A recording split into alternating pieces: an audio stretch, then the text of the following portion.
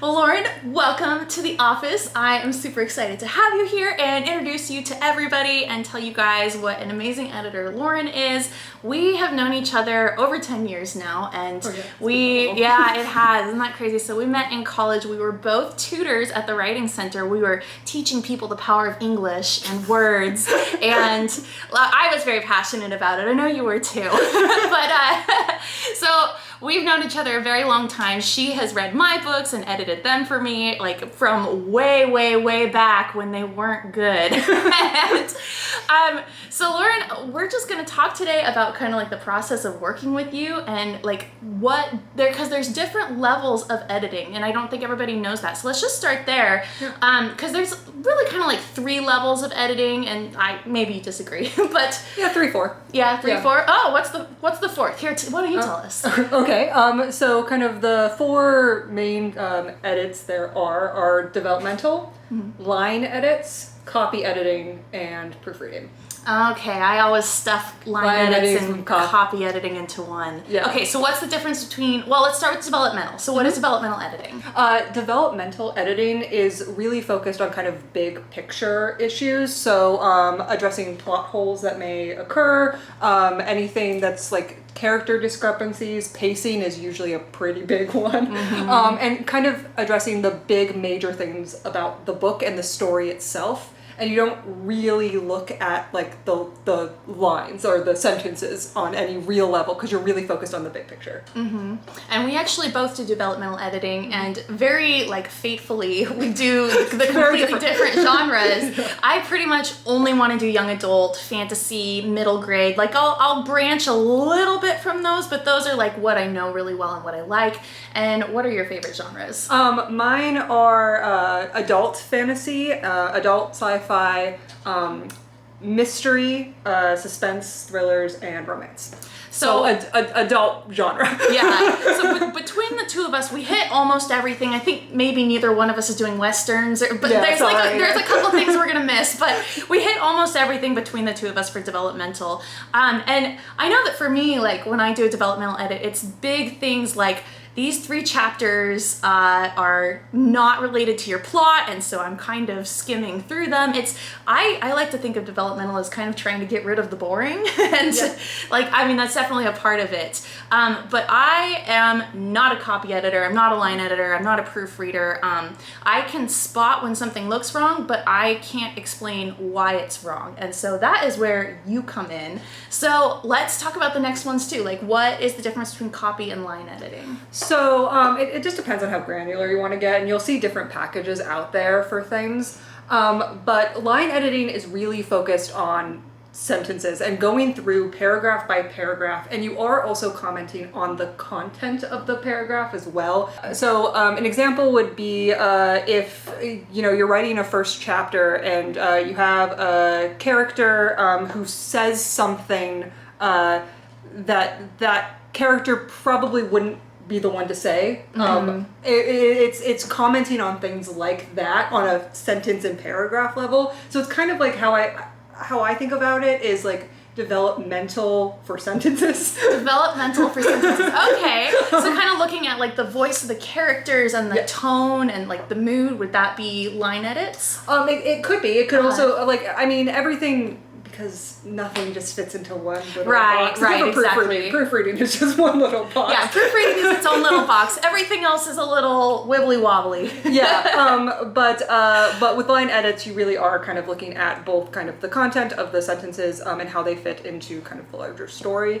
And that can also sort of bleed into copy, which also does do line editing. Yeah, so with kind of copy line editing, you're not focused so much on the content of it, and instead you're sort of focused on removing things like repetition. So if you use the word like train twice 2 sentences and it just can read awkwardly, there are some instances where it would work, but and kind of getting rid of so getting rid of sort of the repetition of things. So copy editing is more like the actual words, whereas the line editing is more of the story. Like there's both on the sentence and paragraph level, but copy's more the actual writing, and line is the story? Yeah, so, and again, it's a tricky thing, so we can even just, if you want to, just lump everything in with copy, but like, but yeah, so. Which we probably will. Yeah. Yeah, with the kind of there is this detailed sort of line editing that can occur, which again is really focused more on content, where copy editing is all structured around fitting within a particular style. So the standard style is Chicago. For the Chicago Manual of Style is what it is called. Wait, we don't use that in fiction. Yeah, you do. What? Yeah. I left that behind in college. I'm never looking at it again. No, like it's a standard, and so some of the stuff that is in there is related to style. Like there's a specific way that you're supposed to put like ellipses down on the paper. So if you've noticed how all books have some very similar ways of formatting things like that, it's why when you have an M dash, it's always an M dash, and it's not like the two M dashes together. That is true. It's because it fits kind of within the style guide, which also has a lot of punctuation rules, and that goes a little bit above proofreading because it decides kind of what the grammar is for the book itself. It's what a lot of publishers use as kind of a base, but then they also have their own style guides as well. Chicago Manual is basically when you're doing copy, you're just like paying attention to that and doing some cleanup of sentences and words. It's very clear I'm not a copy editor. This is not my forte. It's not something that I know super well. Like I said, like I can spot where to put them. I do know what an M dash is, but I only know that because I had them all wrong in my first manuscript. I think you were probably the one who pointed them all out. I was like, why did you have an M dash here? Yeah, guys, it turns out there's like hyphens and N dashes, N and M dashes, and they all kind of look exactly the same, but whatever. They do not look exactly the same. That's just lies. All right, this is why I only do developmental.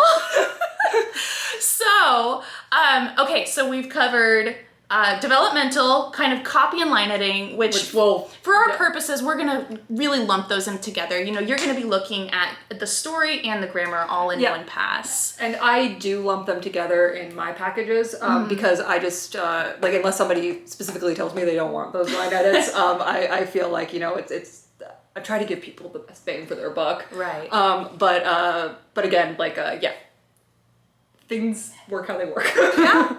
And then with proofreading, how in-depth is that? I mean, is that because you know grammar really, really well. So you're looking for all the grammar mistakes, all the punctuation errors, or is it more just looking for typos? What is the actual proofreading? So a lot of the copy editing will take care of a lot of the grammar issues, but not all of them. I mean, there's no such thing as a perfect manuscript. You open any book up and there's going to be a typo in it. It's just the way it works. It might be a grammar one. It might be a regular one. It's the bane of my existence. I catch them. But it's good to set that expectation ahead of time that, you can send your draft to me for developmental, to Lauren for copy editing. You could send it to her again for proofreading. There will never be a point when your draft has 0 errors in it. It's just, it's not real. And that's, we do the best that we can, but it's good to set that expectation ahead of time that literally every published book has a couple problems that just somebody missed, and it's just, that's the reality of it. And chances are nobody's going to notice them unless it is a typo. Or somebody just was really paying attention to comma places one day. Oh man. I still have my Harry Potter book that has Percy written wrong when it's written as Perry. I don't know if that's worth anything now. It's probably not. But I know I still have it. I have Harry Potter with that typo back 20-50 printings ago when they had something wrong with it. So even Harry Potter had typos, guys, is what I'm getting at.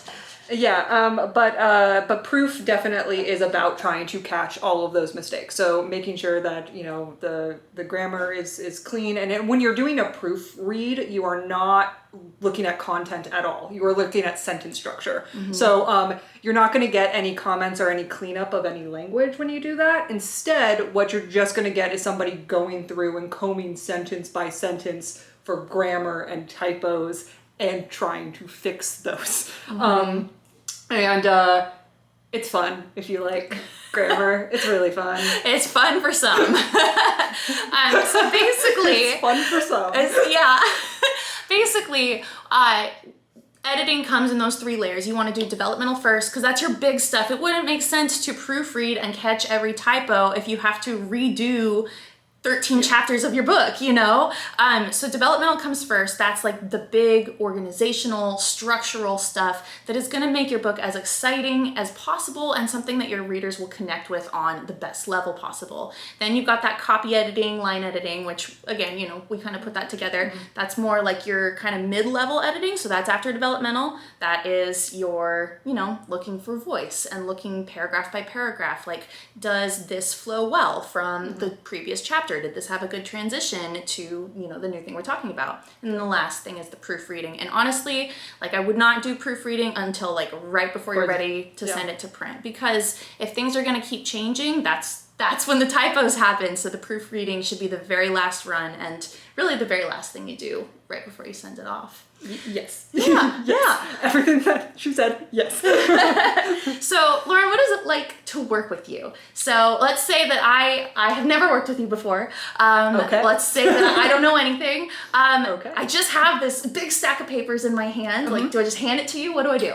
So, first and foremost, I always ask a little bit about somebody's project and what it is that they're working on and what they're kind of looking for, just so that I can get a sense of the different packages that I have that might best sort of fit what it is that they're working with and kind of talk through.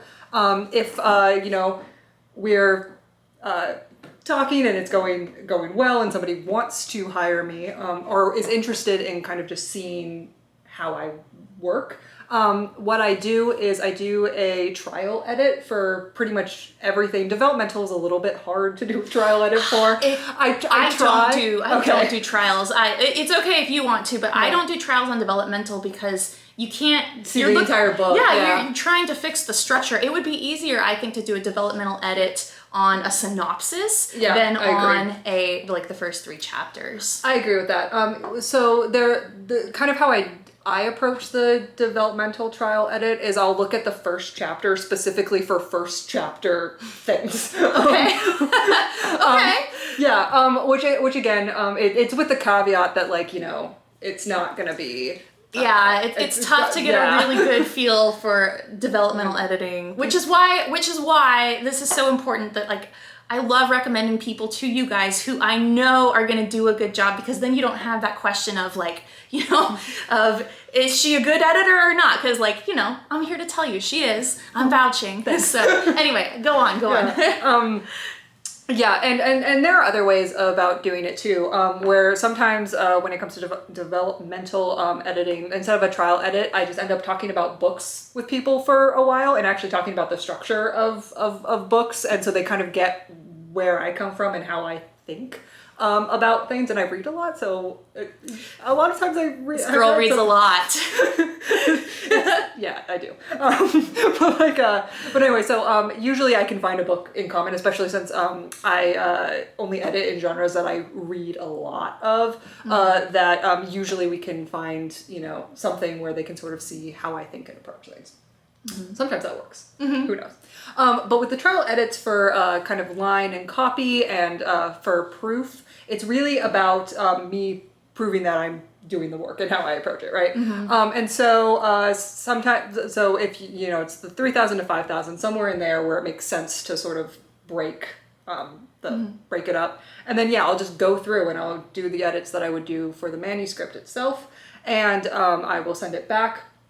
And if somebody, you know, liked what I did but want me to structure it in a different way, sometimes I will go back and I'll restructure it how they wanted it. So, for example, if a lot of times I do use track changes for this, and then I just do that and don't have comments with it, but some people really like the comments on the side more than like within the manuscript, and that's easy enough to change. And sometimes that really helps with, you know, people being able to clearly understand what it is that I've done.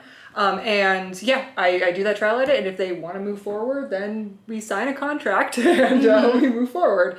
That's kind of how I approach things, and I try to be really responsive if anyone has any questions. I'm really honest about things, which is if I know somebody is going to try to get like traditionally published, you don't need a proofreader. No, you don't. Don't pay for a proofreader. Developmental, yes, because you have to have the story like down, you know, before it's going to get picked up. But not proofreading, because they're going to do that. And would you do copy editing? I personally wouldn't. Yeah, it'll be kind of up to you guys on that one. Yeah, I can understand why somebody might want to do a line edit.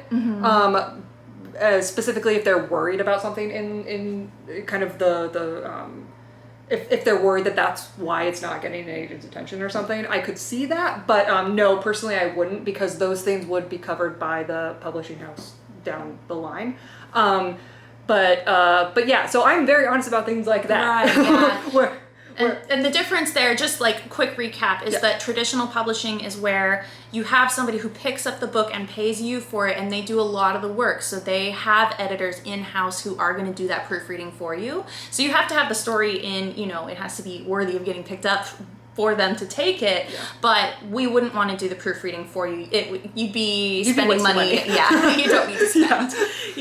And I try to be really, really sort of upfront about stuff like that, because, like, you know, I'm also a writer, and I don't want to ever like be taken advantage of. And so it's really, really important to me to provide people with as much information as I can, or that I know about, and then with their sort of just, you know, making sure that we're all on the same page, and that, you know, we want to move forward with whatever project that we thought of. So I had a quick question about that, because I know that there are some manuscripts that are in better shape than others. So when you get done with that trial edit, does that sometimes change the pricing a little bit? If you've got one that's really like unintelligible, would that be a different price than one that is pretty good?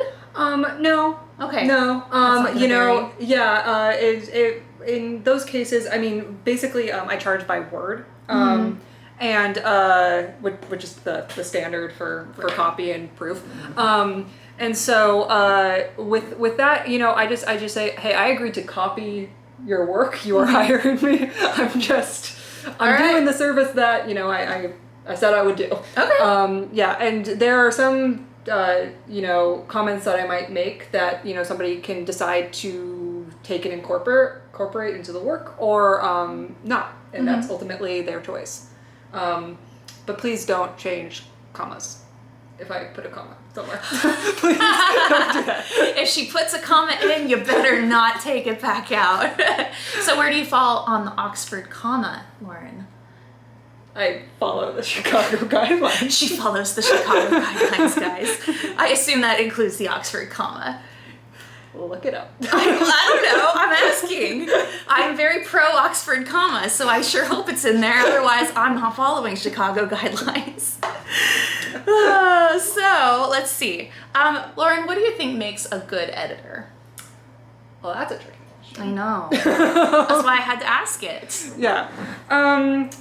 I think what makes a good editor is somebody who, and this is just kind of a starting off point because there's a lot of things, is somebody who understands story, but also understands that it is somebody else's story. One of kind of the major issues, you know, you can come across is as people who try to take the work and then they twist it out in their image and what they would do. And so being able to like separate yourself from the work enough to just know, I know I'm commenting on, you know, whatever it is that you're doing, but that you're not really getting into sort of, they're messing with people's voice or messing, you know, with the story that they want to tell. That was a really good answer, actually, because that that it can be hard to do. And I think one of the big things is you have to read a lot to be able to do that, to know more than just your own style and say, okay,